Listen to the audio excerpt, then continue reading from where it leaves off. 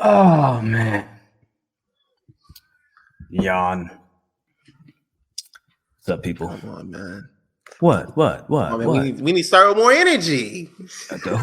Energy. More energy, man. You need energy? Let's go. You are telling me that I need to start with more energy. Me? Yeah, I'm the one that needs to start with more energy. Bro. Do you know how many of these shows that I have started in a row without any energy from anybody?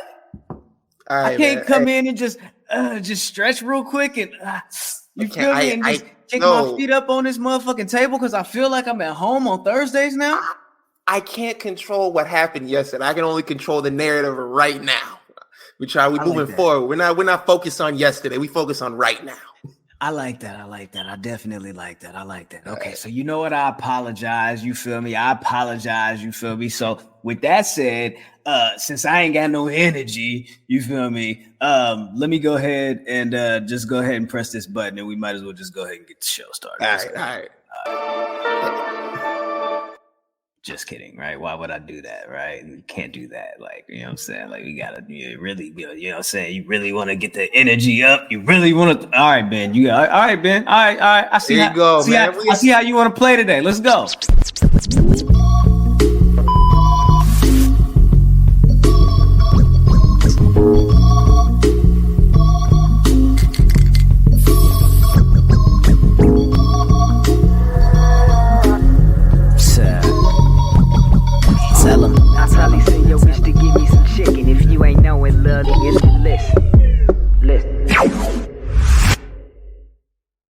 I just want y'all to know, y'all heard what he said to me about this energy shit, right? So let's just go ahead and remember that. Let's go ahead and remember that right now. Let's go ahead and remember that. Let's go ahead and remember that. Let's remember that right now for the next 90 minutes, and let's remember that, you feel me, forevermore. You feel me? Yep. You know what I'm talking about? Forevermore. You feel me?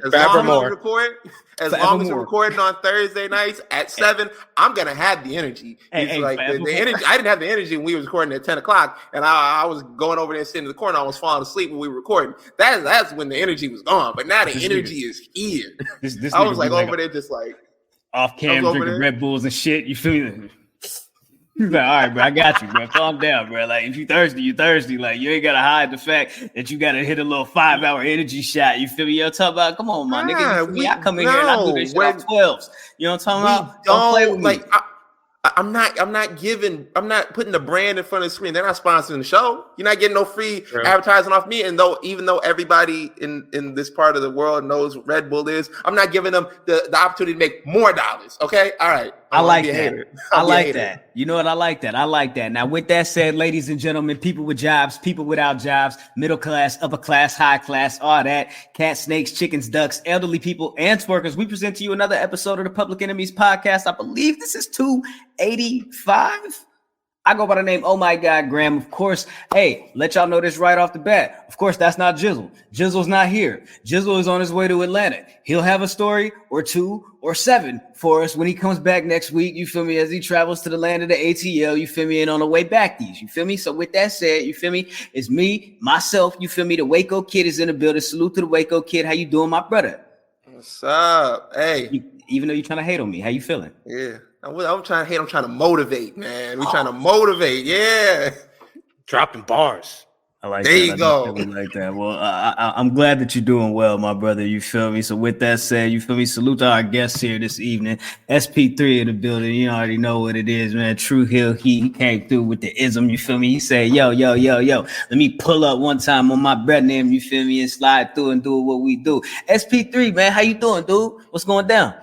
I'm just very excited to be here and to be on a show where I'm not the one fighting with my co-hosts. Like, this is great. I feel like I went to the family reunion where your cousins be fighting and you just sit there. You like, oh, this feel like family. This is great. So I am glad to be here. We got SP3 on PE3. It is 3ception up today. 285. All the numbers. We up here having a good time. I feel like I'm at the family reunion. Where is my plate? I need the barbecue chicken, extra sauce, collard greens, candy yams. Give me all the servings. I love it. Okay, yeah. Straight like that. You already know what it is. P3, SP3, make the cipher complete. What more can I say, Ben? Play the beat. You feel me? What you got, man? What's in the news, man? Y'all want to get into small package news? We could just run through a couple of things real quick and get up out. Juke up out of there. Can we do that one time for the one time? You feel me? Y'all talking about? I think we can. Hey, before we get on that, I need to address the chat. Y'all can shut the fuck up real quick about the Eagles. I don't want to hear it. I've already gone through enough trauma these last couple weeks. I'm good. This is supposed to be a safe space for me. It's supposed to be a space where I'm supposed to come in here and create and be happy. But y'all ruin this by talking about how about them Eagles? You know what, Rodney? I'm gonna put you out of here. I'll do it. You go put him on timeout. Put him on timeout, man. I'll put you out of here. Don't do him like that. He might just do it. I'm sorry if he does it. You know what I'm saying? I can't tell him not to be honest with you. I really can't. You feel me? That's kind of like his decision. You feel me? Like, you know, talking about everybody do what they do, man. Let me go ahead and play this.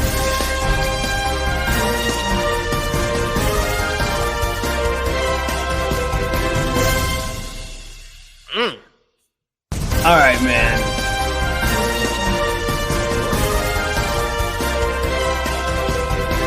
You know what? I always forget this loop button is automatic on StreamYard. I apologize. I apologize. You feel me? But you know what? You know what? Hey, you know what I'm saying? If y'all like doing it, yeah, and listen, we can living and learn. Hey, I like Pokemon.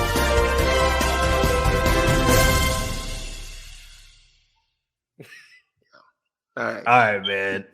I'm getting a little bit too trigger happy. You feel me out here? I'm gonna just let y'all know that already. You feel me? Right now, I'm already trigger happy. I'm already feeling away. You feel me? But hey, you know who ain't really got to feel away no more? MLW ain't really got to feel no ways no more. You feel me? Because as we understand it, you feel me? As I understand it, they done settled this lawsuit with WWE. They got this thing wrapped up with a bow. They got it taken care of. You feel me? Out the way. You feel me? WWE said, all right, cool. All right, we tired of playing with y'all. You feel me? Let's go ahead and give y'all some money. Let's go ahead and get this over with. Stop playing. Stop talking about us, bro. Y'all giving up too much game. You feel me? Over here in front of these people.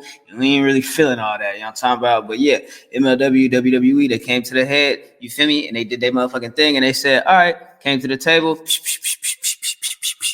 hand out that chicken, you feel me? And I don't know what's next for Court Bauer. Anybody else gonna offer or ask for their release? You feel me? I mean, who knows? You feel me? Maybe not. I don't know. Reportedly, people are happy about the fact that the lawsuit is over with. You feel me? So niggas is ready to move on, so we can really get to it. You feel me? And speaking of really getting to it, you feel me? AJ Francis, you know what I'm talking about, is really finna get to it, returning to the GCW in January. Hey man, listen, Doug. Hey, these what is it? We about a week out from these non-competes being over with. You feel me? So hey, people gonna start popping up. They're gonna start doing their thing. A lot of people done got they little isms. You feel me? Booked for their returns places and for their first matches here and there and what have you. You feel me? Speaking of people popping up here and there and what have you. You feel me? Also GCW, they just went ahead and scheduled this one right here. Rematch, Leo Rush, Myron Reed. I'm talking about 56 Birds. That's January 13th. I'm talking about, hey. Myron said, you can't run no more, dog. You can't run no more. I know you talking about you a free agent now, but you ain't finna run from the, you know what I'm saying? You ain't finna run from the young GOAT. You feel me? We really finna get it cracking out here. You feel me? I love it. Oh, and I believe Mansoor is on that same show as Dalla as well. Yeah. Yeah, you're right. Yeah, I think because they just popped up at DPW this. Him and the former Mace. I'll call him the former Mace for now. It's Massey. Massey.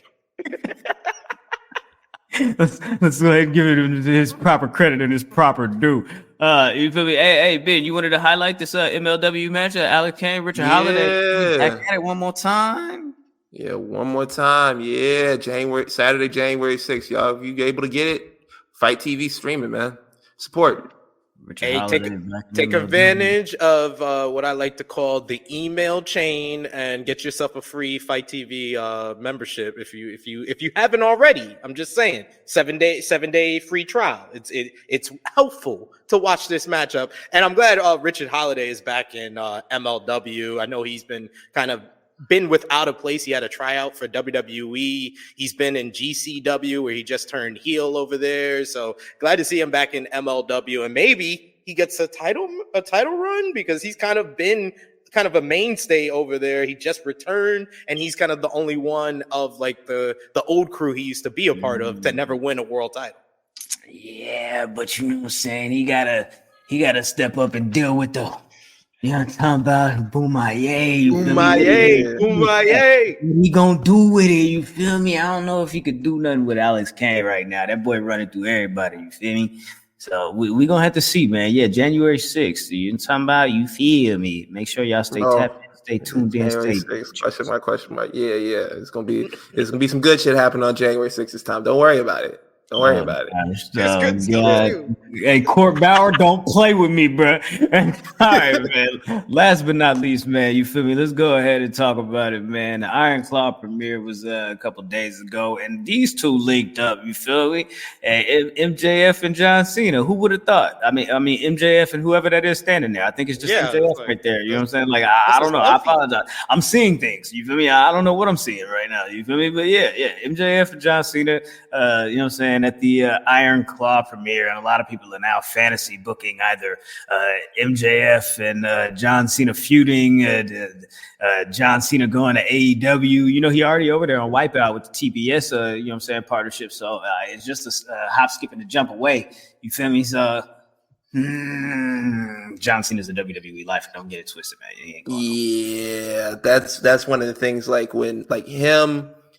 And there's a couple others that used kind of like AEW in the beginning to kind of leverage their contracts where it's like, yo, man, I know you're not going to go over there. No, not him. I was just talking about others. Like Randy Orton leveraged his contract where he was kind of like on the fence, like, I might go to AEW, and he was never going to go to AEW. It's certain guys, like if John Cena came out today and the rumors hit like, oh, he might go to AEW, that's one of the things I got to see to believe. Like Edge, your man's over there. You're going to go over there. They're not giving you any more dates on your contract. That makes sense. But John Cena, nah, he loves WWE way too much and has them on a pedestal way too much to jump.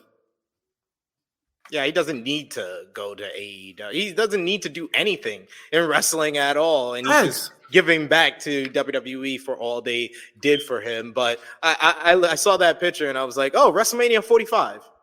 Yeah, WrestleMania 45 seems about right. Ew. That nigga gonna be hella old. Yeah. I mean, the ball spot is already there. Facts. The ball spot is already there. True. That's true. Very true. Very true. Anyways, you guys want to talk about AEW? AEW has a I don't know, what is this? You guys heard about this? I don't know if you guys heard about this. They're doing this tournament. It's called the Continental Classic. It's a round robin tournament. It's got like Mark Briscoe, it's got Jay Lethal, Roosh is in it, John Moxley, Swerve Strickland. You guys, I don't know if you guys have heard anything about this, but it's a thing that they've been doing lately. It's kind of want to let you guys know that, you know, in regards to that, John Moxley now, after defeating Swerve Strickland, has 12 points, not 9, like this image shows here. But don't worry about that. The nigga that made this image here didn't get the right one, and then I picked this one instead of the right one, so it's on him, not me. Don't even worry about it. But John Moxley, I'm just saying, he got 12 points. Swerve got 9. You feel me? Bruce got what? 6 now. He got 6. You feel me? Jay White got 9. You feel me? We in a situation where we're getting closer to the end of the tournament here. So I'm kind of wondering where you guys' heads at and where you're seeing things going here. You know what I'm saying? Because in regards to the Blue League, they had El Idolo. You feel me? And Brody King. Sir. Now, Andrade got 9 points. He leads the pack over there. You feel me? In the Blue League, my dark horse pick, Daniel Garcia, ain't won a match. what are we doing here? You feel me? Like, I don't know, man. Where are you guys' heads at with this tournament so far? SP3, I'm going to start with you. I'm going to give you the ball, throw you the rock to see what y'all do with it. You feel me? What do you think of the tournament so far? Where do you think it's headed? Who do you think is in the finals? I swear, you and my good friend Jeremy Lambert are the only people that thought Daniel Garcia had a chance of winning this. I was like, he's gonna get one. I was like, all I can give him is one really good win. He should get one really good win in this tournament. Just one, but bro. Overall, by far, this is the best tournament AEW's ever done. Like, it's just like, it's not even close. Like, this is exactly what they said they were going to produce to us back when they originally started a sports-based presentation where you got to pay attention. Wins and losses matter. And they're not just doing matches like QT Marshall said when he dipped the hell up out of here and was making up excuses because Tony said, I don't want to see you wrestle anymore. But it's basically matches that are also telling a story. Like someone like Mark Briscoe, I talked about it earlier today, that Mark Briscoe, he has 0 points, but he's been one of the most compelling guys in this whole entire tournament because his whole story is he still hasn't hit the J Driller. And that's the difference between him in losing and winning. And he's come so close and told this great story, this great underdog story. The match with Swerve last week was fantastic. The match with Jay White last night was great. I think that's a great story that they got there. Eddie Kingston, who was so confident going in, putting up both titles that he earned in the greatest year of his career. And then he got lost in his first match. That lost his confidence. Then he lost the second match and he got angry. Now he has the road to try to make the finals. You got Bryan Danielson with his eye injury. You got Swerve being this hot star who's on the rise. You got Moxley trying to prove himself again. You got Jay White trying to bounce back from losing at Full Gear. Everybody has these different stories, and that's what we want. We want great wrestling matches and great stories, and that's what we're getting with the Continental Classic. As far as the Gold League, what I'm hoping for after last night, I thought it was a great match. Mox and Swerve, thought it was a great match. Pretty much all the matches except for Roosh and Lethal, because that was like 4 minutes. They knew we didn't need much of that. They got that up out of there. It was like, let's get up out of here. But all that, the 3 other matches were really good to great. And I think that it's going to come down to next week on Dynamite. I need Swerve to beat Roosh, and I need Jay White to beat Jon Moxley, because I want a 3-way tie in the Gold League. Because if you're going to do this tournament, you need to do something New Japan never did with the G1. And that's one thing they've never done, is a 3-way tie at the end of group play. So what happens if it's a 3-way tie? It's a 3-way matchup instead of a 1-on-1 in the group final. So then in that case, when is the finals for that? That's the group collision? final is the Dynamite before World's End. Okay.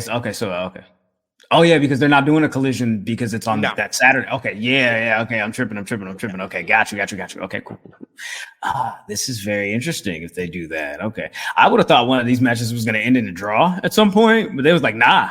They was like, last night was it. I was like, they got the 5-minute overrun. It's going to be a draw. Nope. Got it. No, they was like, no, we are going full steam ahead with this, and when you lose, my G. Too bad. You know what I'm saying? So I'm with it. So at this point, I'm expecting for Eddie Kingston to win out, and for him to end up facing Moxley in the finals, and likely go over Moxley. I know that man at the house throwing up. What's his score right now? Who's Eddie Kingston? He's 1-2. He put both his. Yeah. Okay, all right. He's got to win out and hope that Bryan. I think Bryan has to take one more loss or something like that. Yeah. Damn. Yeah. He's got to win out. So far, he needs Brody. He needs Brody and Bryan to lose one more time, actually, because Brody beat him. Mm-hmm. And Brody's only got one loss. So if Brody and Bryan win out, then Eddie's out of it. So Eddie needs at least one of them to lose. Yikes. Well, who's gonna take that L? Who's gonna take that L? I think in the Blue League is going to come down to Eddie and Bryan. Mm-hmm. And I think in the finals, my original pick was Danielson and Swerve. But I've been feeling more and more as the tournament comes along, it's going to come down to Swerve and Kingston. Okay. That would be fire. Because man, if Moxley makes it to the finals, I am sorry. It makes no sense for him to beat Swerve last night. Swerve should have won if Moxley's going to make the finals at the end of this thing. I mean, keep Moxley strong, I'm not mad at it. Man said if I ain't going on vacation, I need something. Y'all gotta give me something around here. I mean, can I at least win? Can I at least win like the new what is it? Can I win the new play-in tournament that we got going on? What is it? The AEW Cup. The AEW Cup. Can I win that? You're gonna do a play-in. Can I put the banner up in the rafters after we're done and have Charles Barkley yell at me for doing it, even though it still counts as a championship win of some sort? In-season tournament. Okay, I'm with you. Nah, for real. Like if they run us back next year, you gotta have special ring designs. Like you can't just have the regular tarp on the ring. We need a blue one, and we need like little designs on it. Like y'all gotta get better. I like that from all days off. The Con Cup. The Con Cup, because I called their big screen the Contron, so the Con Cup too. That works. Yeah. That works with a K. KK. Just need one more if it's AEW very well. Anyway, I like it. I like it, man. Whatever, man. Let's run with it, man. Let's talk about the devil, man. Who is the devil? The devil just beat up Hangman last night. Why? How? You feel me? Like him and his partners, him and his cronies, they getting into it with Samoa Joe and them. You feel me? Yeah. What's happening right now? Like it causing a ruckus. Go ahead. Yeah. So like this is like I like what they're doing right here. It's like one of those like old movies, like whodunit movies. Like as soon as like people are narrowing it down, they're like, "You're the one who attacked these people. You're the devil." Like earlier on in the show, Samoa Joe accused Adam Page of being the devil. And he's like, yo, I think you're the one. I found the bottle at the scene of the crime. It's your brand of beer that you like to drink. And he's like throwing all these like other like things at him. Hangman comes down, basically just tells him like, yo, it's not me. Later on in the show is like when we get the attack and everything like that. Like it's one of those old whodunit movies. As soon as like the evidence starts piling up and they're like, hey, you're the one that did it. You had the motive to kill this guy. And then the lights go out. Dude is over in the corner. He's dead. That's where we're going with this. And I'm not mad at it. Even though last week I was like, this I feel like this whole storyline should have been ended a while ago. And I still feel like that. They're making it kind of fun now. Like I'm here for the gang violence. All about the gang violence. Yeah, I like the fact they added Joe and Hangman to it. It definitely made it better than what it was last week, because I was right there with you where I was like, yeah, they kind of dragged this on a little too long without giving us something to kind of keep us hooked in. And but last night with the final segment, I was just like, damn, it's really going to be Jack Perry? It's really going to be Jack Perry at the end of this? Is they really going to give us their version of Rikishi running down Stone Cold? That's what Jack Perry being the devil would be. It's Rikishi's running down Stone Cold again. Oh, my God. Yeah, but the thing about like people are looking at like the body type of like the devil, like it's multiple people that are probably playing the role of the devil, because like first we saw it was more of a slender person, more of a slender build. Like last night we see it's like more of a jacked up kind of person. So like I know they're switching that around, and I think more than likely it's probably going to end up being the Kingdom with Roddy. Yeah, I think they're not switching around the henchmen. I think the henchmen have stayed. Yeah. It's Roddy, it's the Kingdom, and then the new big guy is Wardlow, because Wardlow made that quite obvious when he came out for his next match with definitely mass hair. His hair was a mess. Sure. And it was like, dude, that you definitely just put on a hat or had a mask on because your hair is a mess. So it's definitely Wardlow in that mask. The suspects really seem like it's going to be either maybe it could be Jack Perry with all the glass references. It could be Adam Cole because he's always been the most obvious of it, and he's the one that makes the most sense. But it could also be MJF. Maybe Roddy Strong is that one episode of A Pup Named Scooby-Doo when Freddy was right about red herring. That's he is right. He is right, and he is saying that MJF is the devil, and everybody's like, "Oh, we don't believe you," but he's right the whole time. Yeah, like I like that a lot because like earlier on, MJF had said something. He was like, "Yo, man, what do I gotta lie for? What do I gotta lie about?" When someone says something like that, and they're like, "What do I have to lie about? I don't need to lie about anything." They're lying. They're lying. So you guys think it's MJF? Or it could be MJF. It could be MJF. You got to put him on the list. The more I talk about it, and the fact that Roddy, I literally on our Dynamite review on True Hill Heat last week, I said, let's think about it. Like Jay White comes at MJF, the devil and his people jump him. MJF wasn't really fond of the Acclaim. He just kind of took them as his tag team partner, and then they lost, and then they get jumped. We've never seen them attack him. That attack on the November 29th, where they just hold him down, they never punched him, never hit him or anything. He just went down on his knees for them while they touched his arms. Like, it just seems like they are kind of trying to paint the picture that it might be MJF. So here's the thing with that. I don't disagree with that, because thinking about it, when you look at the people that the Devil's Henchman has attacked, right? You would think that in order to combat this group of people, MJF would need his own faction or his own backup, and they don't seem to be jumping people that would be grouped in a faction or in a long-term I got your back type situation with MJF. So like that's the part that kind of confuses me a little bit. I'm like, okay, I do kind of like the intricacy of that idea of it, because it's like, I don't think Hangman's like Hangman said, I don't care about all this laser tag, all this who done it, buddy cop, none of this shit, bruh. I don't care about none of this. You feel me? I want the title, yeah, but all this shit you niggas is playing, bro. I ain't with none of that. You feel me? So I get it. You feel me? So I'm like, I don't know, but I don't think it's MJF though. I also don't think it's Jack Perry. I think that it needs to be Adam Cole. I do too. Yeah. I feel like that too, but yeah, if it's Jack Perry, I'm gonna be so upset.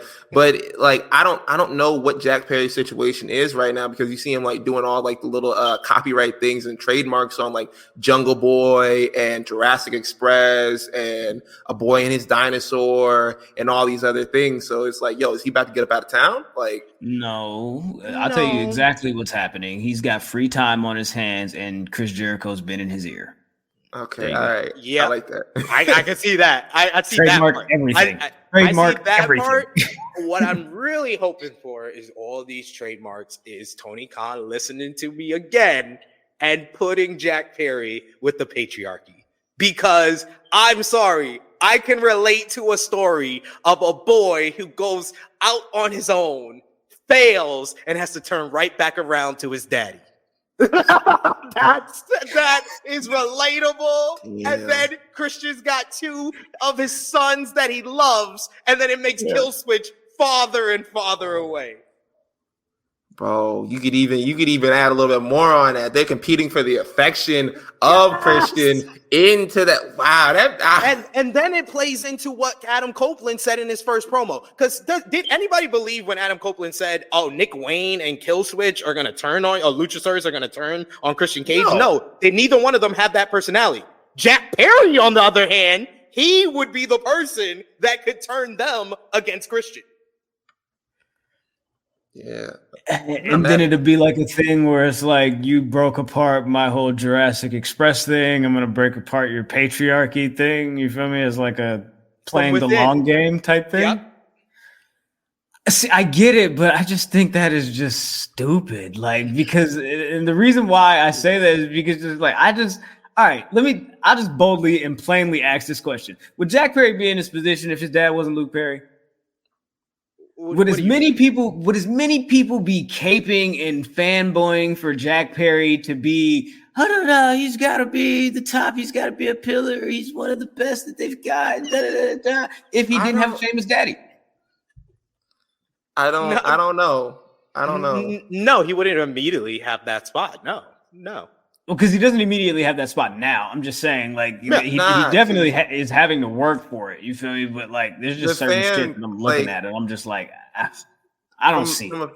From a fan standpoint, like I've talked to AEW diehards, I've talked to casual AEW fans, I've talked to fans who people aren't really fans, but they know what's going on over there. Yeah, nobody really likes Jack Perry. I'm gonna be completely honest with you. I have never seen anybody caping for Jack Perry on the timeline. I've never seen anybody like, yo, that's Jack Perry, that's my guy. I think like I don't know where you put him. There's a significant gap between Jack Perry and Sammy Guevara and MJF and Darby Allin as far as pillars. And we saw that, we've seen that ever since the Pillars feud ended. Since that Pillars feud ended, Darby was kind of set up as kind of like the middle of this whole thread of Nick Wayne, Christian Cage, Sting, Swerve. Like he had everything going on coming out of that feud. MJF had the Adam Cole thing. Sammy was kind of had to rehash his whole thing with Jericho. Jack Perry had to do a kind of forced together feud with Hook out of a makeshift tag team that nobody cared about. Like, So yeah. I think that he had to turn on somebody though, because it felt like Jack Perry kind of got to a point where he wanted to be able to do it on his own, and he felt like he was going to be able to get the AEW World Title. And then when he didn't get that, he tried to fight Sonata. He didn't get that. You know what I'm saying? Like he couldn't get the IWGP. Sonata didn't even use his main move. Sonata came up with a new move. He played that nigga. You feel me? He used his own move that everyone kicks out of. Yes. Oh my God. Sonata did not care for that match at all. It's kind of like a spit in the face type of thing. You feel me? At least if you want to look at it from a kayfabe and a storyline perspective, you feel me? Like the next best thing was to, okay, well, shit. I know I'm better than Hook. He's only had 27 matches. You feel me? Or whatever the fuck. Like he's still a rookie. You feel me? Like I could knock this nigga block off. You feel me? And so bam, that's what he did. You feel me? So I get it. You feel me? And then that was short lived. What have you? He gets suspended, and then now they got to figure something else out for him. I just don't. I don't know, man. Like I feel like when we look at the pillars, you're 100% right. There does appear to be a gap between MJF, Darby, and Jack Perry and Sammy Guevara. Sammy Guevara, unfortunately, being the last one on this.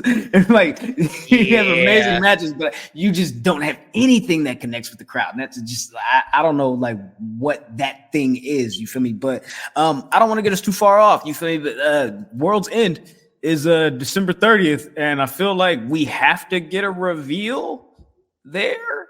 Yes. So can we trust that there'll be a devil reveal at World's End, and we kind of figure out what the next phase of this MJF title run, if he's able to defeat Samoa Joe for a second time? I would think so. I kind of feel like he has to now. Yeah. Yeah, it definitely is a situation of that, because like I can see you carrying this whole the devil thing from one pay-per-view to another, even though it's been longer than that. But when you're bordering on like 2.5 like pay-per-views, like going into like it's at the point where it was like I said last week, like the women's feud that they had, the AEW Originals versus the Outcasts, like that was carried on way too long, way past the expiration date, and now it's like a situation like I feel like we're kind of bordering on that. Whereas like, yo, we need to get to a point where it's like, yo, we don't have these things going past the point where people aren't interested anymore. Yeah. Yeah, I agree with that. Like I want them to feel comfortable with ending a rivalry or a storyline in the middle of pay-per-view months, because like you're not getting like a lot of times you're not getting a pay-per-view from month to month. Like feel comfortable with carrying like a different storyline into the next pay-per-view. Like yeah, I want AEW to end a story when it's supposed to be ended. Sometimes AEW ends a story too early or it drags on too late. Most of the time when it's Chris Jericho involved. God damn. Save Kenny Omega. Pray for Kenny Omega. Save Ricky Starks. Damn. The fuck. No, but Ricky Starks actually tried. Kenny Omega looked like, like a kid that's going on a school trip that he does not want to go on. Yeah. Like he looked so disinterested. I felt so bad for him. Kenny Omega. Oh, poor Kenny Omega. But I'm getting off topic here. But I agree with you, because this is going to be the third pay-per-view since the whole Devil angle started. Yeah. It started before Wrestle Dream. So yeah, they definitely have to reveal who this is at World's End. Yeah, I agree. It's got to happen. It's definitely got to happen. Yeah, Ben, where you going to take it, man? Go ahead. Oh, finish up, please. I just wanted to echo your sentiments about the whole storyline with the Golden Jets or whatever they're calling themselves now. Like, this is why I say, like, everything Chris Jericho touches, man, it's just like I don't want this anymore. And like you said, it was the worst like segment on the entire show, and I feel like we've been robbed of having Kenny Omega in the Continental Classic because he's over here doing this bullshit. Like it like this stuff, like in the end, it won't matter at all. And like, I'm just like, yo, I just want to move past this. Yo, it's so bad right now, because it just feels like Kenny does not want to be involved in this story, or he lacks motivation for this story. And it just, that whole segment came off so bad. And you like just said, Golden Jets or whatever they're calling themselves, Kenny got their name wrong during the segment. He called them the Winnipeg Jets. That's it. My friend literally hit me up. He was like, yo, your boy looks out of it. I was like, I've never seen him this disinterested. He's lethargic. Like he just felt like he sleptwalked through that. So wait, wasn't there that thing? There was also a thing that I saw a report. Somebody was saying like did he or did he not like want to be in the Continental Classic, or like? Well, the report that came out was an interview by Bryan Danielson, where I think he was speaking to Alex McCarthy for Daily Mail, and he talked about how he wanted Kenny Omega to be in the Continental Classic. They asked him about it, but they didn't know what happened. He said he didn't know what happened for sure. He didn't know if he wanted to do it or not. He just knows that he is in this whole tag team title situation with Chris Jericho. So maybe it's that. He never gave an answer of Kenny not wanting to do it. I saw that, I believe one site put, Kenny did not want to be in the Intercontinental Classic. No, Bryan Danielson never said that. So that is false. Okay. We don't know if Kenny wanted to be in the Continental Classic or not. And side note, like last week, I compared Kenny Omega in the whole situation with the Young Bucks and everything like that and the EVPs. I compared him to being Kevin Durant. I'm like, he doesn't care about like all like the little ins and outs and stuff. He just wants to wrestle. And sometimes with Kevin Durant, you had to pull rank on Kevin Durant. You had to tell him, go out here and do this. Kevin Durant, and he would do it too. Sometimes, like, do that to Kenny Omega. Tell Kenny Omega, go out there and wrestle, bro.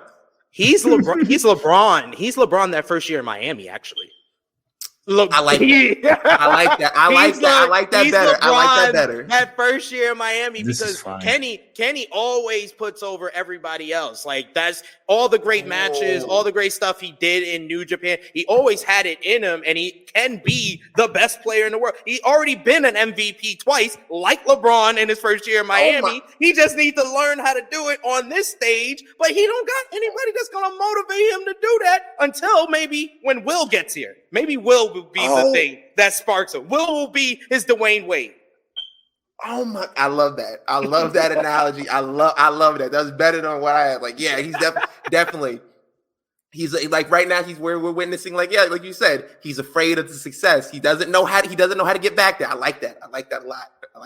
Yo, he's done everything he can in AEW already. I really feel like that one segment really made me think about the whole negotiations and the reports that we heard about the Elite before they re-signed with AEW. And what we heard from Wrestling Observer was that one of the Elite wanted to go to WWE, and it just seems like it's Kenny. Because Kenny's the one that knows for sure when he gets there, they gonna take care of Kenny Omega. They just did that for AJ Styles. We don't know about you, Young Bucks. Young Bucks is probably the one that's like, yeah, I think I want to go.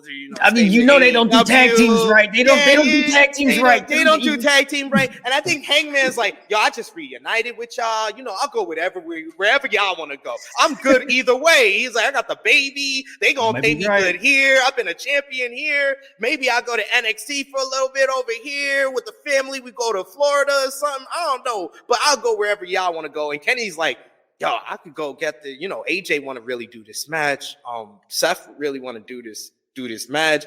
Maybe we got a real boss that will make me face CM Punk over there. I don't know. Maybe. I don't know. Maybe. So that's a good point, man. Because I know there was that speculation that one of them did want to go, and it was kind of like, I know it wouldn't be the Bucks, so it kind of was like a toss up for me between Hangman and Kenny Omega. And I'm like, he really ain't doing nothing right now. But to be honest with you, both of those matches are a possibility. I still believe, you feel me, like Will Ospreay will be there, but like those two matches that you just mentioned, Seth and AJ, because don't they both also possibly have WWE contracts coming up in 2024? So maybe he's just like, I'm gonna chill until then, man. Like, I'm about to create a badge because I am now becoming the Seth Rollins attorney. I'm a Seth Rollins police officer because I don't like what WWE is doing to him, ladies and gentlemen. Let me explain. He's been number 2 for the longest. He's been number 2 for a guy he trained at the job. Like, what are we doing? He's been number 2, and then this guy who's got daddy issues, who created a whole new company, came into this company and took his number 2 spot. So he had to drop down to number 3.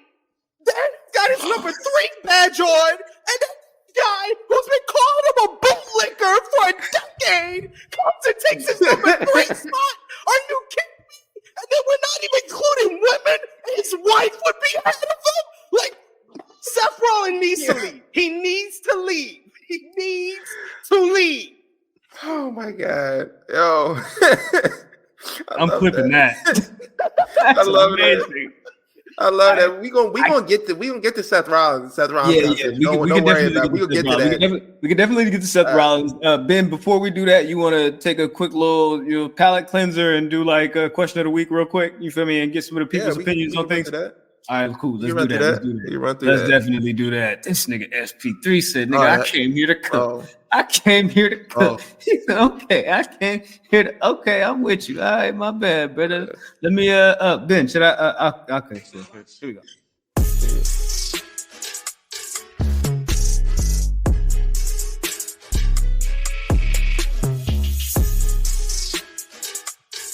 Don't worry about it, guys.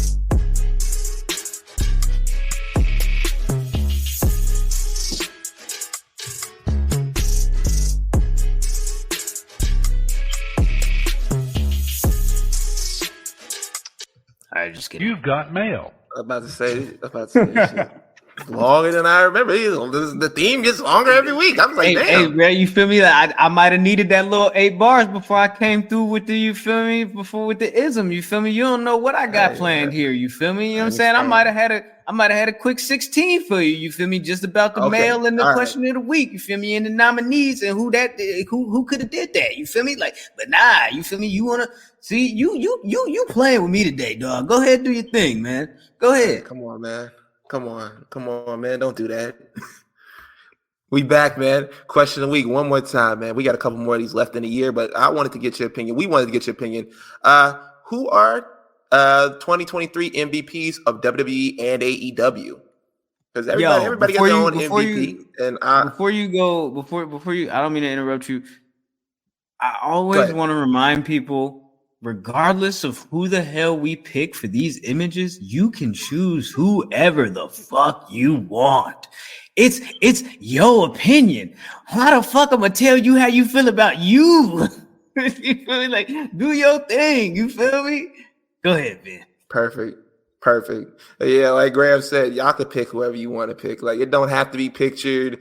And I don't feel like we should always have to put that on there either. Like, sometimes, what's known don't have to be said, man. It's just already, y'all should know.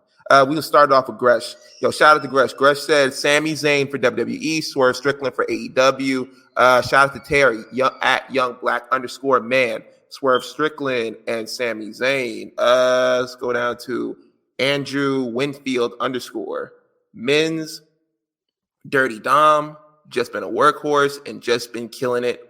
Women's Becky Lynch, her NXT run was amazing. Yeah, I don't know if I'd say MVP. I can't get mad at you for that. Can't get mad at you for that, Dre. But yeah, the NXT run, it was fun. She put over some women down there, had the title represented on Raw. It was cool. I'm not mad at it. Shout out to David Johnson at Big Fella Edit 79. WWE Sammy, AEW Swerve. And shout out to Sammy. Sammy, they was reported, I think, by Wrestling Observer that he's taking a little break right now. Yeah. So shout out to Sammy. If anybody deserves time off right now, it's definitely him.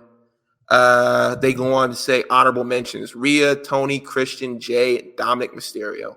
Hey, we don't do honorable mentions over here. These are dishonorable mentions now because we just told you to pick 2. Now they're dishonored. Dishonor on you, dishonor on your family, dishonor on your cow, all that. Shout out to Vaughn at 305 King Vaughn Jr. WWE, Rhea. AEW, Swerve. Let's see. At Jeff Stone. That boy Ricky Starks be having Ricky Stark. I can't read today. I'm sorry. That boy Ricky Starks, he be having to save every segment he in, especially when unfunny jokes, people who should have retired in 2000, mid-ass jokes don't get off. Yeah.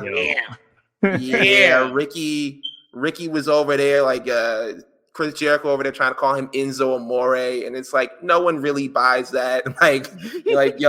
No one is I've never seen anybody make the comparison, even though he is alongside Big Bill. I've never seen anybody be like, yeah, you're like Enzo. It's because we have fucking eyes and we have fucking eyes. We have fucking ears. Yeah. Shout out to Eve. Our frontal lobes are fully developed. Shout out to Black Announce Table. Yes, indeed. But yeah, man, no one is doing this. Oh my God, you have a list. Shout out to all ex-WWE 73. Oh my God, you have a list. You have men's definitely. And women for NXT. Oh my God, I'll read a couple of these. WWE men's, Cody Rhodes. WWE women's, Io Sky, and the rest of them I'm gonna put behind the paywall. I'm just kidding. NXT, Ilya Dragunov. NXT women's, Tiffany Stratton. AEW, MJF. AEW women's, Akira Shida. And they just wanted to let us know that we forgot Impact. I'm sorry, I didn't forget Impact. I don't have I can't read every answer from each one, so I just narrowed it down to 2. I'm sorry. This segment would run on forever. It would. Shout out to Toshimo. Hey, bro, this man literally blew up my spot this week. Like when I made the post about CM Punk, he was like, "Yo, Ben, you can't be out here talking like that." And I'm like, "Bro, how do you know it's me, man? How do you know it's me?" He's blowing up my spot, using my government name. I don't appreciate that, but my boy said AEW, MJF, WWE, Dominic Mysterio. Damn, Dom. Shout out to Gee. Gee says Gunther. I don't like this last one, Jeremy Foster. It's Cody and Jay Uso. I don't know. I don't know who we saying. Yeet is Yeet. Yeah, okay. Yeet is the MVP. All right, I get it. Yeet. And Yeet is back. WWE just re-signed Yeet for a 4-year contract. Putting Yeet in a 360 deal. I don't know how I feel about that, but yeah. If there are any tweets made about Yeet from now on in a positive light, just know it's not Graham. Shout out to Future King Pirate, Dom's WWE's MVP. Shout out to this last one. The Wall Z. They said Tony, Seth, and Sammy. Okay. Right. There we go. I like that. Damn, I can't even do that no more. Yeah. That was a realization like a motherfucker. Damn. I almost did a Diddy ad lib. I can't do that no more. Do that no more. Dang. Tippy toeing around. Bang, bang, bang. Do that anymore. Well, with that said, I apologize. I don't even know if I should be saying his name anymore. You feel me? You say Diddy, he going to jail. What's going to happen, dog? Yeah, dog. Yo, Cujo said Chad Gable and Mike Bailey. Yeah. All right, But Speedball. you That's can't my mention boy. him then. Yeah, he's Speedball. gonna be a free agent the beginning of the new year. So. Hey, Tony Khan, pick up another wrestler. Hey, come on. Give me Speedball Mike Bailey on the AEW roster. I'm with you on that. I'm not mad at that. I do have a question to ask you though before we hop into another discussion here. I got a question to ask you because Tony Khan just did this media call. ROH Final Battle is this weekend. You feel me? Like Athena and Billy Starks are main eventing. Salute to them, ladies. You feel me? Amazing. Hats off job to Athena with what she's done with her ROH run. When the discussion came up about the media rights deals and you feel me, like what's going on with, like ROH, like yada, yada, yada. Did you guys talk to the CW, this, that, and the third? Tony Khan kind of addressed it. He was like, yeah, we kind of had a, discussion with the CW. I didn't think that it was the right time. The ROH is still a peripheral kind of deal with the Warner Brothers Discovery. And I think that it could be a really big thing or a big part of, this package that he's trying to put together. Do you think that Tony Khan overvalues Ring of Honor and maybe what that tape library means to, I don't know, not just the wrestling world, but the landscape of the masses with these media companies and shit like that? If I don't know that ROH, and it's no disrespect to Ring of Honor and ROH and, what I'm saying, the performers that have come through there, because legendary matches there and amazing performers that have gone on to do super dope things. But ROH itself, does Tony Khan overvalue that? Do you think that, like, what do you feel about what he said about this brand and how he's put it over and all of that? Like, just, I don't know, man. I got to get y'all opinion on that. In light of the news that has circulated, and to give everybody kind of a refresher course. So earlier this week, Dave Meltzer puts out a tweet that things is changing greatly.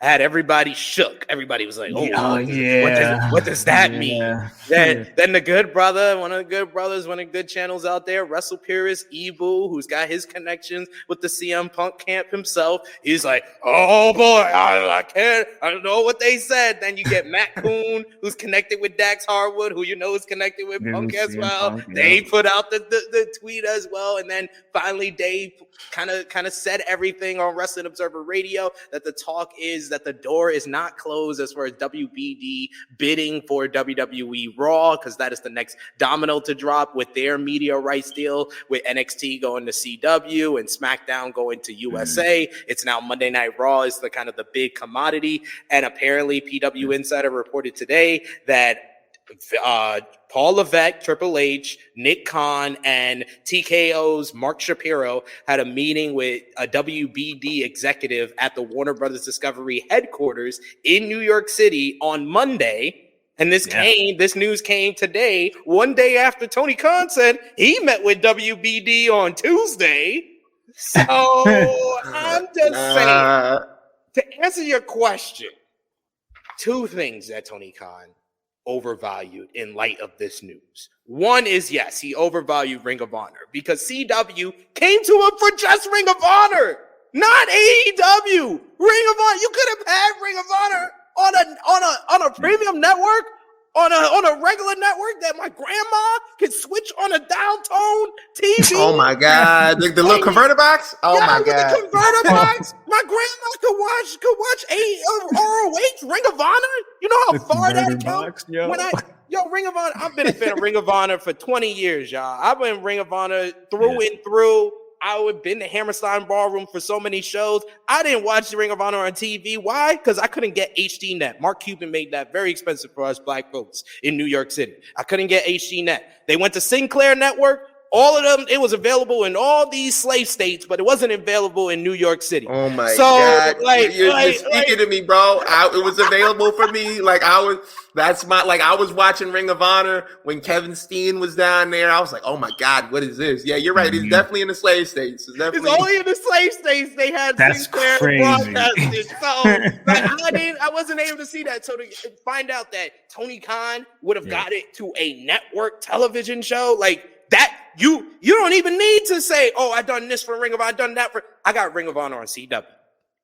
Tell me, Kerry Silkin could have done that. Tell me, Rob Feinstein could have done that. No, none of them guys could have done that. Tony Khan did that. That would have been him putting his dick on the table, saying, "I'm the greatest Ring of Honor owner of all time." But he did it out of loyalty, and it's the second thing he overvalued: loyalty to fucking David Zaslav. I'm sorry, I don't even know if I can curse, but he had loyalty to David Zaslav, who just put down all these DC films. All these films on HBO Max. I'm also a big Degrassi fan. There's going to be a Degrassi reboot, and he canceled that. What? And you have loyalty to that guy? I am baffled. And you know what's crazy? Also, like, why aren't we hearing anything about like AEW negotiating with any other networks for AEW? It's like the WBD for him is like end all be all. Let's do this. Let's make this happen. I want to get AEW on Max. I want to get ROH. You know what I'm saying? A situation possibly, you know what I'm saying, with Warner Brothers as well. You know, I don't hear nothing about no other discussions. And then when we do hear something about any other discussion, it's like, yo, we want to talk to you about Ring of Honor because we know that's available right the fuck now. Can we get that? What do you think? And he's like, eh.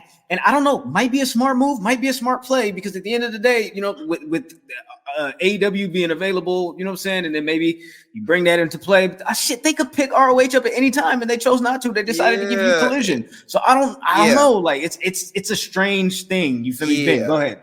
I feel like you got something you want to.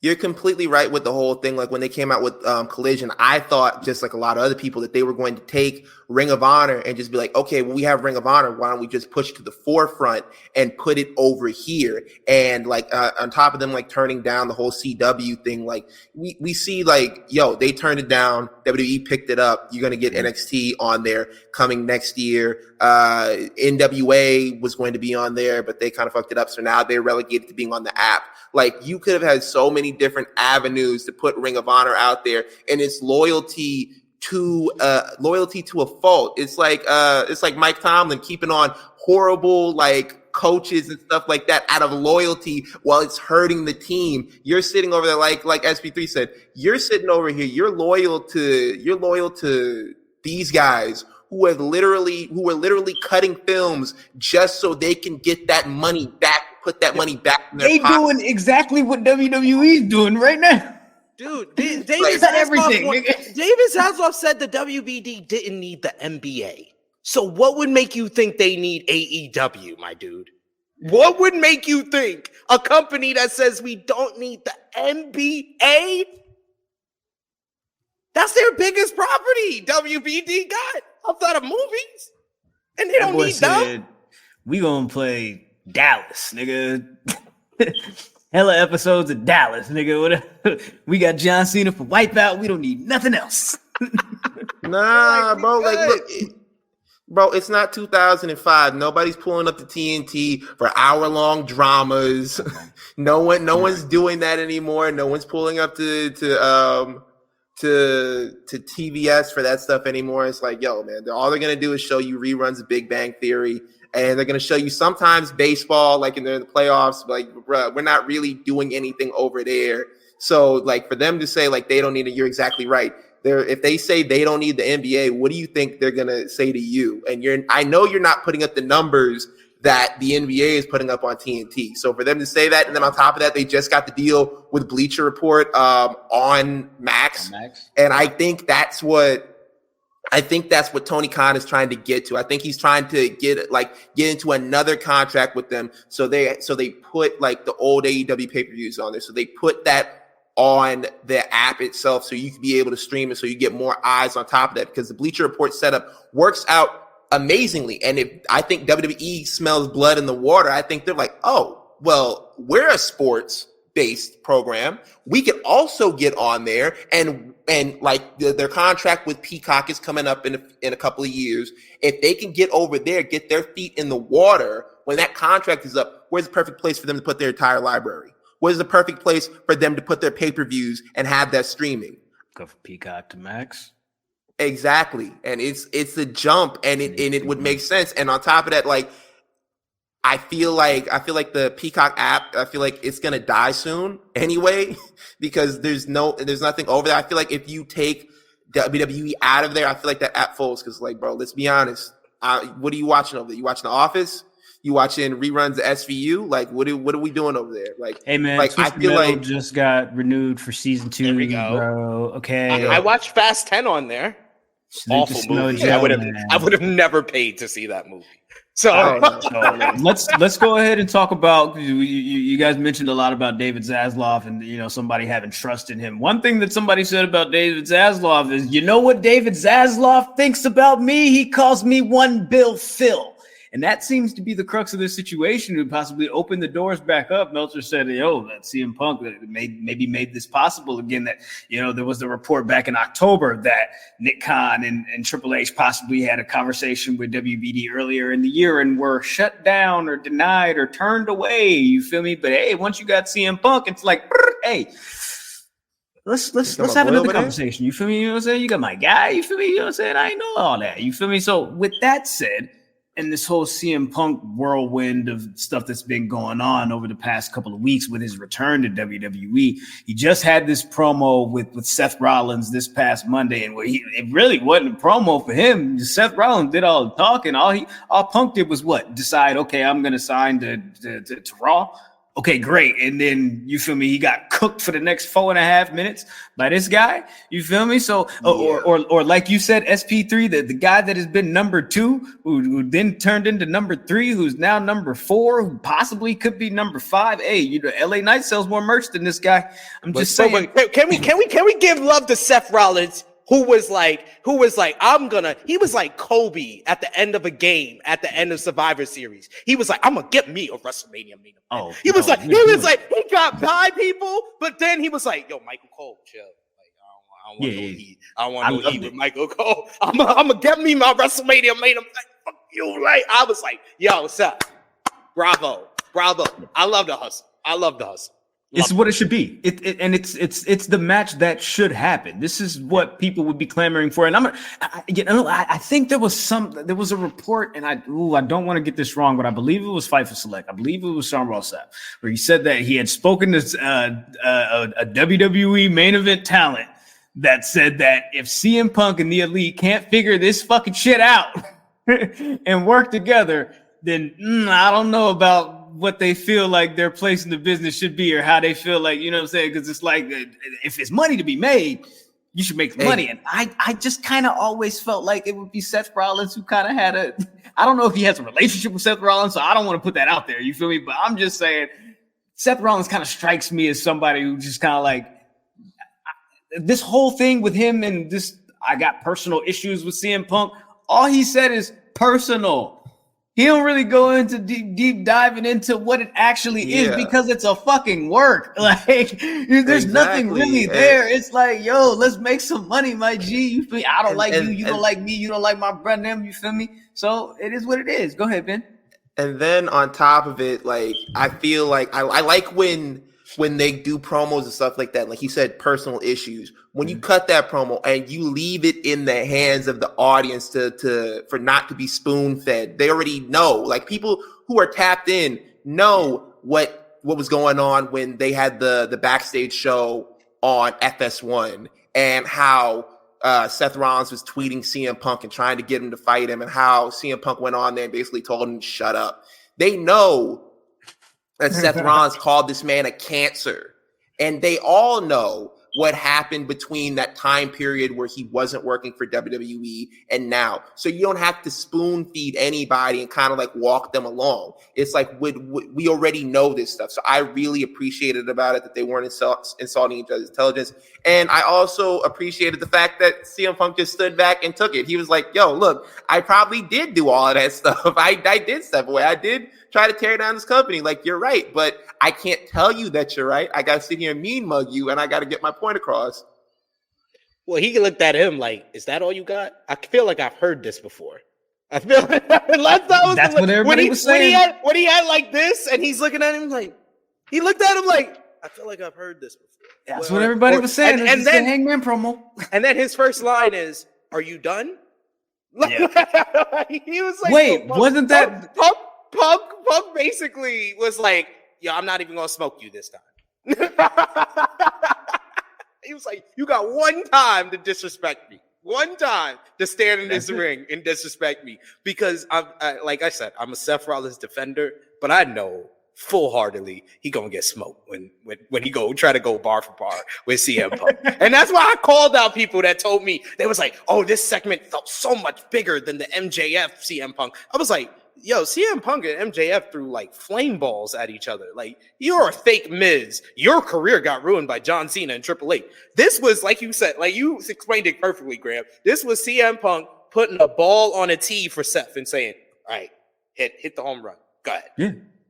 He's like, go ahead, because I don't need to do this. You need to do this. You got to hit this out the park for us to have this program, and he did that.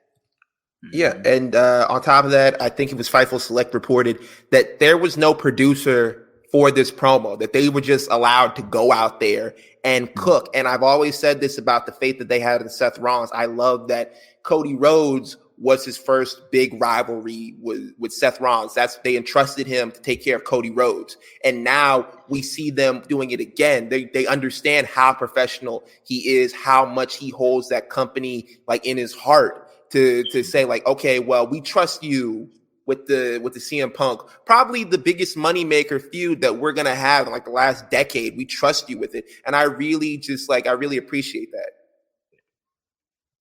I mean, listen, he's been asking for the ball. You know what I mean? So for him to, you know what I'm saying, do what he did at the end of Survivor Series and play into this and really get this buzz going for this match, you know, I don't know, man. It feels like the stars aligning for him. And I think that if the stars align for him, they'll also align for CM Punk, because they've both been asking for this WrestleMania main event and really being able to have the main event of WrestleMania, not a main event match, but the main event of WrestleMania. And night one would give them that opportunity. You mean a 3-for-1, buy one, get one free, 2 night extravaganza? You mean that? Yeah, okay. Yeah, that one. The best part, though, guys, he gets to have revenge for Becky stealing his main event all those years ago, because we all know Becky and Rhea was going to main event this thing if Punk doesn't come back. If Punk doesn't come back, that's night one main event. So Seth gets revenge. He gets to lay the pipe and be like, I stole that WrestleMania main event tonight. Whose WrestleMania main event is it? Whose Mania main event is it? Who's the show? Oh, that's crazy. That is absolutely fucking crazy. All right. But I gotta, wow, this nigga said that for real. Yo, that's insane. I've been waiting for him to get his revenge. I told you. Seth Rollins police right here. Okay, so Ben, you were fantasy booking, right? And you somebody asked like how we would put this together, right? As far as how would you book Seth Rollins and CM Punk WrestleMania? You said CM Punk wins the Royal Rumble, goes on to face What was it? Was there something more to that, or am I tripping? No, that like my whole thing was like we're gonna like basically copy and paste the Adam Page storyline. Like, I'm saving WWE from you. Like, I'm not going to give you a match. You have to earn it. And like they did do a twist where Seth Rollins was kind of like, I can give you a match. And he was like, no, I want to earn it. And I was like, okay, that's a nice little spin. And I think he wins the Royal Rumble. And I think we're going to get Cody I think Cody tries to get back, and I'm kind of like, I kind of want him to be eliminated in that style where Shawn Michaels was eliminated from the Royal Rumble, and he's just like, yo, this can't happen. He's just like going crazy on everybody, but I think he's going to end up winning the Elimination Chamber, and I feel like that fits like his story, like of earning it and fighting his way back, clawing his way back. So yeah, I know you didn't ask me about Cody Rhodes too, but I feel like I want to throw that in there. Now, because like I want to throw a monkey wrench into that, right? All right. Say Seth Rollins loses to Drew McIntyre day one Raw. Drew McIntyre is then the World Heavyweight Champion. Can we still have Seth Rollins and CM Punk main event night one of WrestleMania without the title? Yeah, I feel like yeah. Is it does the feud need the title though? I'm asking. That's ultimately what I'm asking. No, it does not, because I said, like, everybody was talking about how disingenuous that first Punk promo was on that episode of Raw, and I was like, that wasn't even the most disingenuous thing I heard on that show. Most disingenuous thing was when Seth Rollins says, I have the most important title in WWE. I was like, dude, you don't. Like, you're not even the number one title on your show, man. Gunther in the Intercontinental title is higher than you at this point. You don't need this title for this matchup. It's all about the match, but it does help the title that that it's involved in this match. So yes, the title should be in this matchup. Yo, you just sparked something for me right quick, because you mentioned CM Punk's promo, his comeback promo. People were calling it disingenuous. Bully Ray was on Busted Open Radio, and he said that he found that promo to be disingenuous. He said that CM Punk calling WWE is home after bashing and trying to tear it down, saying that they caused him mental anguish and physical harm, how you can't just come back and say, like, that's my home. Now, me and Graham were, kind of going back and forth on this a couple of weeks ago. We were talking about it. We wanted to talk about it on here. We want to do a quick debate. And after, we give our points, I wanted to, to ask you, who you think was better? Who do you think was whose opinion do you side with more? Because I kind of wanted to borrow this formula from Undisputed, because no one's watching Undisputed right now. Undisputed. They're not using it. So we might as well transplant it over here. They don't need it. So Graham, you rocking with Bully? Do I what? Do I think that it was disingenuous? Yeah. Yes. 100%. Okay. Is what? Like, CM Punk is my guy, of course, but yeah, he's 100% cap. It's fake. It's bullshit. So, and you can look at the way he's delivering these promos. Like, it's a WWE style promo. That's all it is, to be honest with you. Like, is he happy to be back? Yes. Does he feel like this is my home and I just feel so welcome to be back and everybody loves me and it's all sunshine and rainbows and peaches and cream and da da da da? No, not necessarily. You know what I'm saying? There's still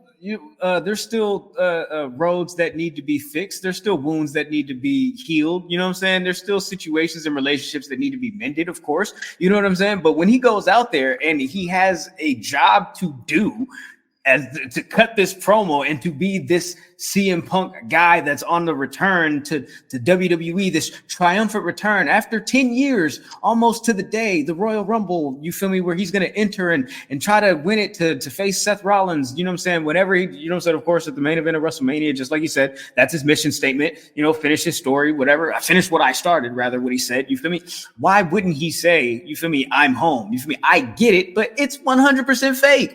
Is cap. If you have seen the way he says superstar?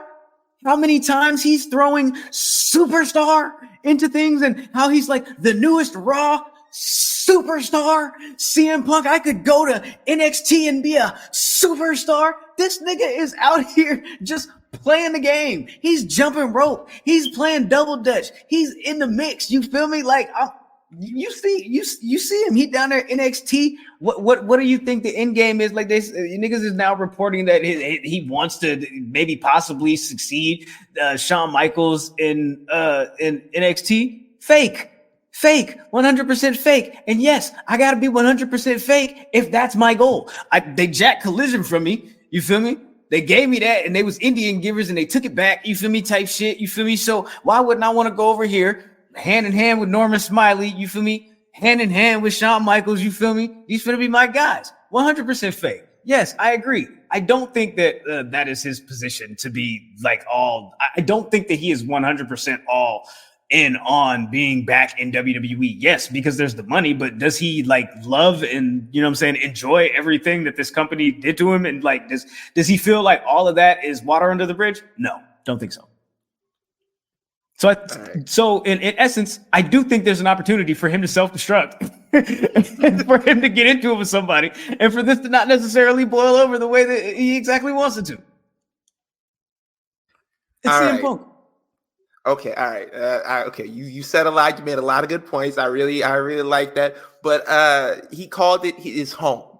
Now, I'm going to try to relate this as closely as I can to, you know, I want it to be relatable to the people. You know, when you moved out from your parents' house and you got your own place and you sitting up there with your girl and you're telling her about the mental anguish you went through when you were a child. You're telling her about what happened at home and how you went through these certain things. I know, at least for me.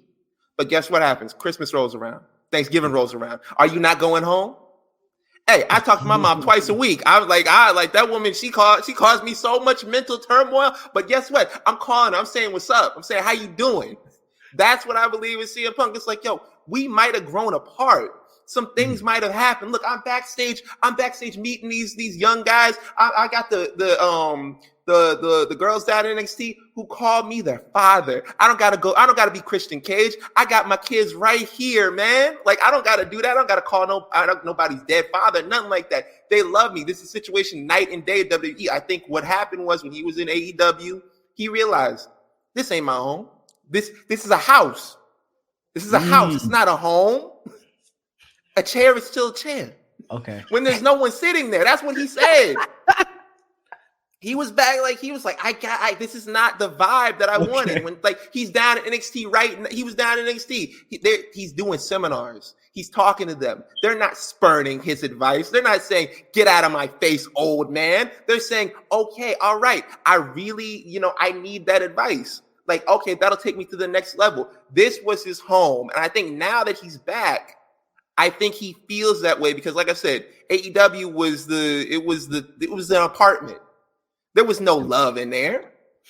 There was no feelings in there. It was like, yo, this was. I thought it was gonna be. I saw it on the website when I moved. I looked. I went on the digital tour to look at the apartment, and now that I'm in here, it just feels cold and empty and alone, and no one loves me. Walls. He's like, facts, white walls. I can't put up any decorations because I won't get my deposit back. It's like, bro, I don't want to be here anymore. I want to go back home. I want to be backstage.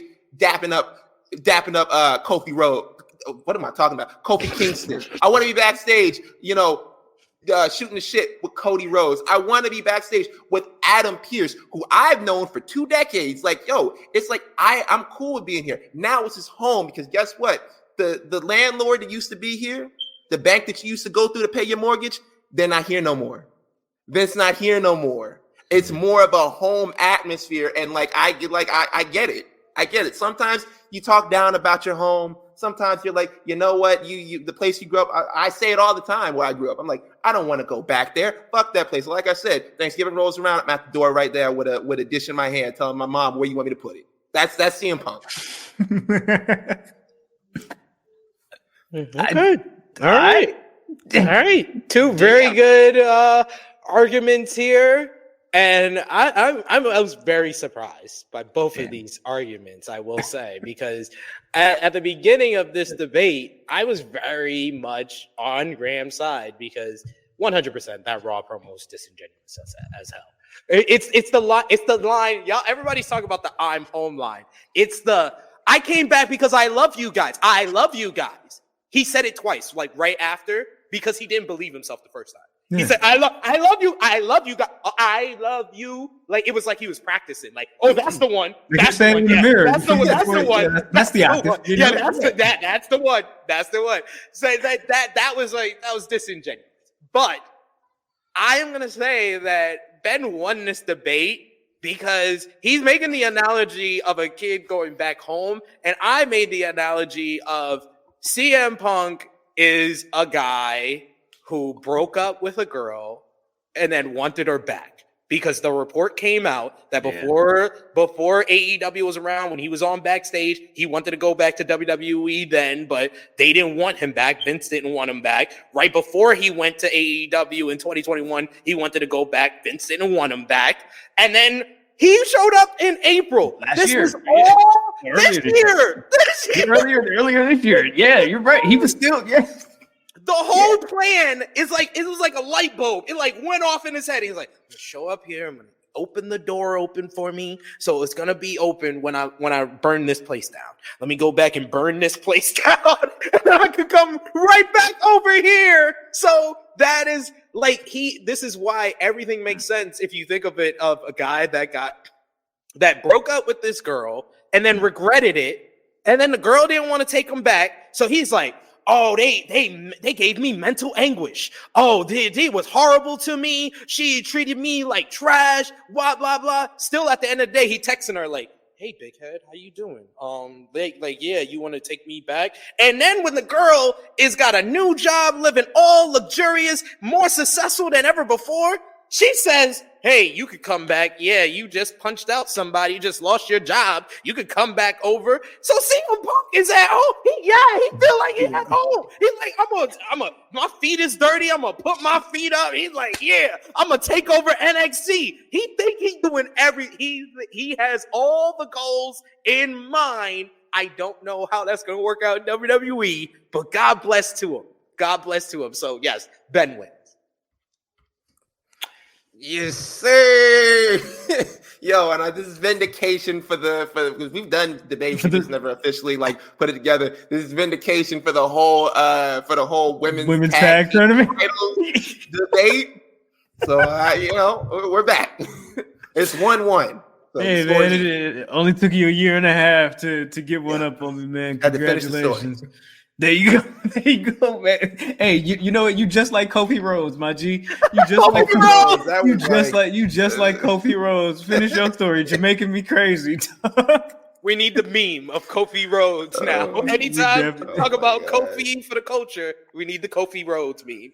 Oh my God! I think that's you feel me? Cody Kingston when they put the Kofi on him. You feel me? I've seen those before. You feel me? You know what I'm talking about? Oh man, you know, so listen. Before we get out of here, listen. If we want to, this white guy is black. That's funny. Ha ha ha. Let's talk about two black superstars. CM Punk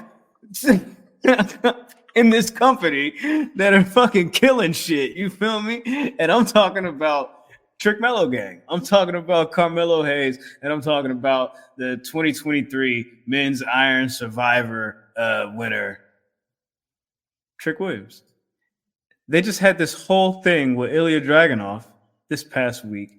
They've been telling the story of who done it, who attacked Trick Williams, just like the whole who done it with the devil thing that they're doing over there in AEW. It's, you know what I'm saying? There's always some who done it shit going on in wrestling. I love it. All right, but Carmelo Hayes and Trick Williams have been on this path, man, where I just feel like it's a collision course, just set to happen, and I don't know, man. I'm wondering if I can ask you guys, are you buying what he's selling? Do you think that Trick Williams attacked Carmelo Hayes, or did he not? Because he's here saying it was Ilya. It just made more sense. He got the title out of this. You know what I'm saying? He got Melo out of the picture. He's trying to get Trick all the way out of the picture. Like, what do you guys think about this, man? I feel like it's getting a little bit too close, and I need answers now. I need answers. Who did this?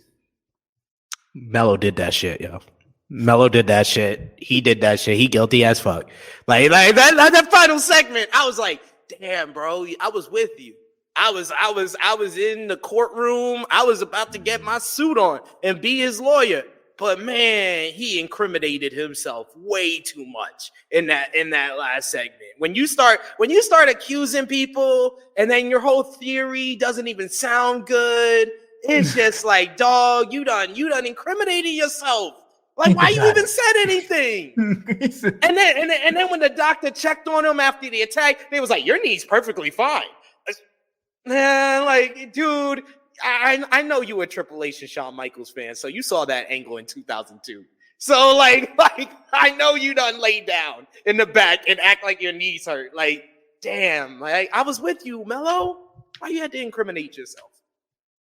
Somebody said that this was the Enzo and Big Cass feud revisited. Yes, when Big Cass acted like he got it.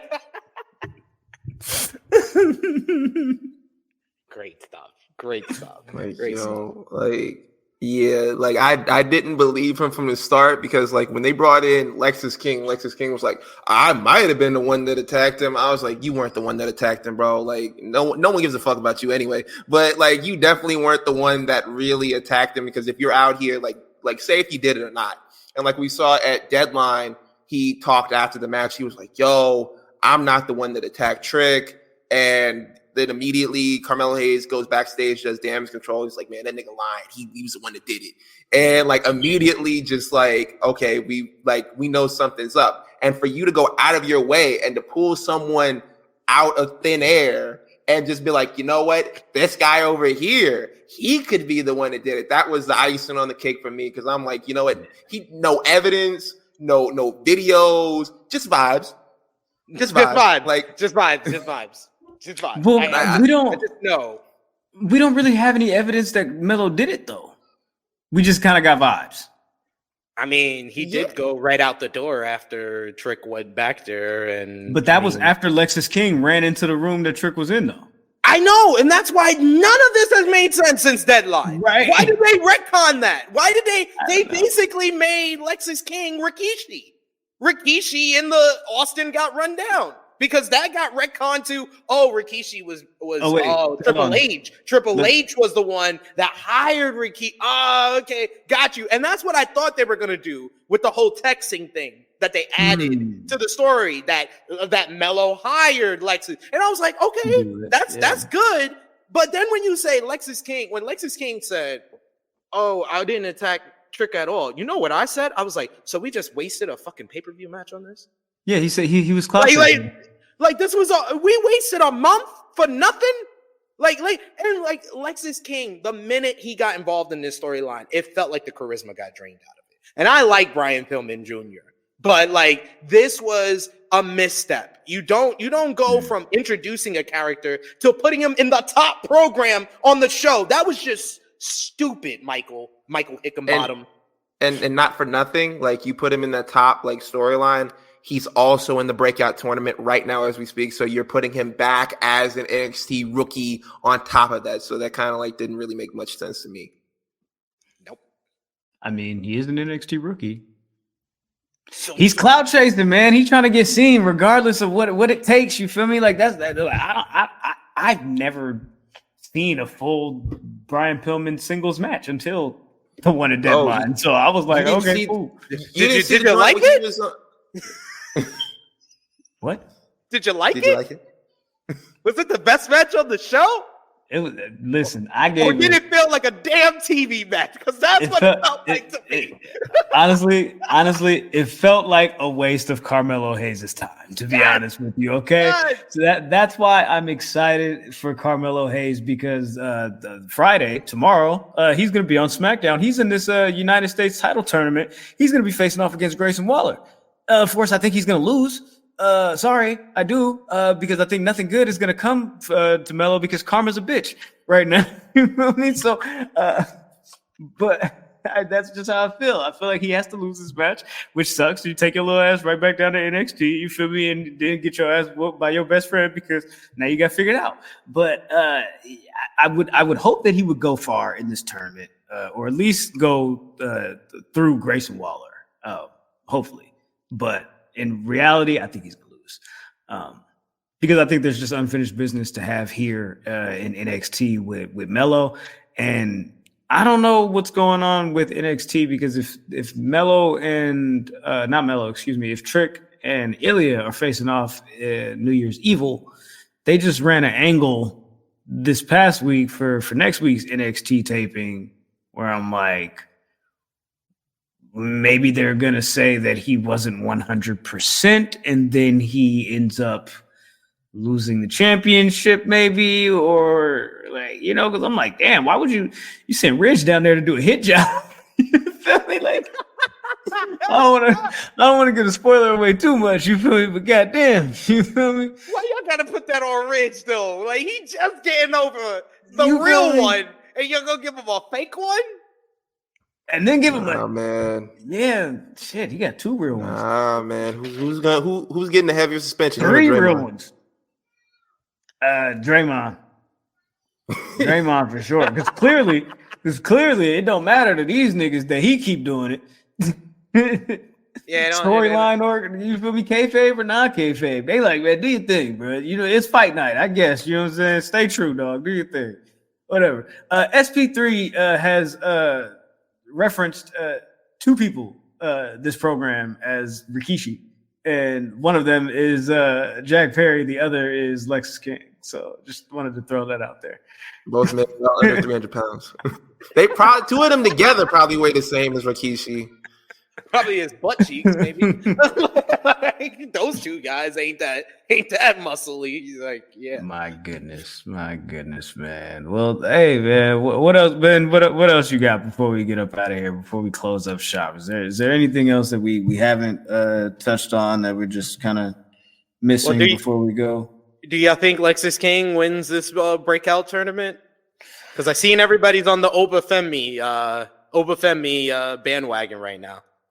Yeah. I don't think Obafemi is gonna win. But do I think Lexus King is gonna win? I think he's got a fucking shot. I think it's kind of foreshadowed that he is. I think it kind of has to be him. Yeah. Yeah, I think it's gonna be him. It's gonna be him or the guy who beat what was his name? Keanu Carver. What's the guy's beat him? Oh, the dude from JSU, Riley Osborne. Yeah. I think it's either gonna be him or Brian Pillman Jr. I think it's gonna be one of them. Okay, cool. But last thing, Charlotte Flair leg injury. Reported by PW Insider, Charlotte Flair injured on SmackDown, was originally scheduled for this week's WWE live events, but was pulled. There is no concrete update beyond some being extremely concerned that the knee injury could be fairly serious. Damn. Yeah, Charlotte, get well soon, man. I hope she's all right, man, because that looked a little nuts. I did see the clip on social media as far as when her and Asuka, I think they fell off the top. And it looked like she definitely pulled something or something there with that leg, the way it extended. So hopefully she's all right, man. Like, god dang, this would be a horrible time for something bad, like with an injury for her. About to ruin a big WrestleMania payday for her and probably Bianca, because it feels like they've been teasing her and Bianca this whole year. Yeah, and I just that would be big, man. And it just, you know, I don't know, man. I would hope that that's not the case. Maybe, hopefully, she just pulled it, and you know they'll keep her out of live events, you know, for a couple of weeks, and then maybe, you know, Royal Rumble is a very light kind of match. You got a lot of people in there. She won't have to do too much, you know, and then kind of ease her back into it. Hopefully, that's the case. You know. Hopefully that's the case. But definitely we're sending our love to Charlotte. Hopefully she's good, you know. For sure. But, Jesus Christ Almighty. All right, man. Well, let's go ahead and close up shop, dog. SP3, man, I greatly appreciate you for making time and coming through, man, and pulling up on you guys here, man. Listen. This has been a great time, man. So floor is yours if you want to do any shout outs, if you got any announcements, anything going on that you want to throw out there that you want us to know, let the people know. You feel me? Please go ahead and do so straight like that there. Yes, sir. Well, I want to thank Graham and Ben, first of all, for having me on here. I've been wanting to be on here for all 285 episodes y'all been doing. So I appreciate y'all having me on here, and definitely got to have y'all back over on True Hill Heat. That's where I do my plugs. Y'all can go over there, the True Hill Heat YouTube channel, pretty much like 5 to 6 days of content over there. I'll be live on Saturday at 11:05 a.m. Eastern time with our flagship podcast, myself, Miss Chrissy Love, talking about This Week in Wrestling, WWE, AEW, New Japan, Impact, all that good stuff. And I also got an interview dropping tomorrow on the True Hill Heat YouTube channel with TNA World Tag Team Champion Chris Bay. We talk about the TNA rebrand. We talk about where the ABC stands in the Bullet Club Civil War. We talk about all that good stuff. So check that out. That drops tomorrow. I am over on the Fightful Overbook YouTube channel talking about sports and nonsense, over on Wrestle Talk website where I do my writing. I also do a review for SmackDown over on Sportskeeda Wrestling. So I do that tomorrow. I totally forgot. But yeah, do that stuff. So all that good stuff. Check it all out. Shouts to the True Hill Heat team. Shout out to a bunch of our supporters, subscribers. So Frantic World, a couple of people I see in our chats over here in this chat. So I love to see the cross-pollination because it's all love over here in these parts. Big action. Big action, man. Well, make sure you follow in the squad at the Enemies P3 on all social media platforms. Of course, I go by the name, oh my God, Graham. Beat me there, don't meet me there. Y'all talking about it is what it is. You feel me? Ben, young Waco kid, man, the floor is yours, my G. Yo, you can follow me on Twitter, Instagram, TikTok at _SonOfMars_. And yeah, you can follow CJ, who is not here this week. I know he's gonna be like, did y'all talk about me? Did y'all mention me? Did y'all tell the people where I was? So shout out to CJ. Yo, follow him at _me. So you follow him right there. Or if you don't want to spell out the whole thing, you just go to the page. It's in there, the bio. Just click on it. I know you guys are lazy just like me, so just go ahead and click on there right there. And yeah, that's it. That's it for me. Yes, indeed, man. Well, hey, man, make sure y'all stay tapped in, stay tuned in, stay dangerous. We'll be right back here, same time, same place next week. But until then, like we always do at this time, take care of yourselves and each other. Deuces. All I ask is when you lay your head on that pillow at night, I gave you everything I had. You did. I gave you everything I had.